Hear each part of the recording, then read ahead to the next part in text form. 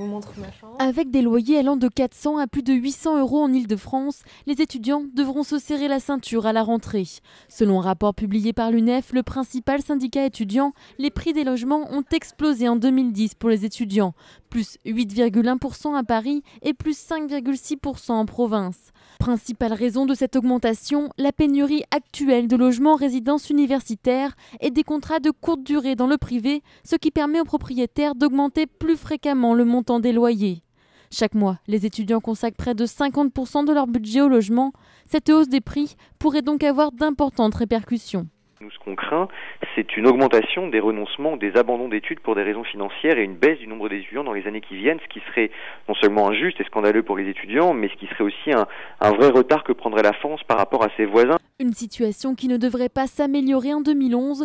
Le gouvernement s'apprête en effet à voter l'interdiction du cumul de l'aide personnalisée au logement et de la demi-part fiscale accordée aux parents qui soutiennent financièrement leurs enfants. Au total, près de 550 000 étudiants pourraient être touchés par cette mesure.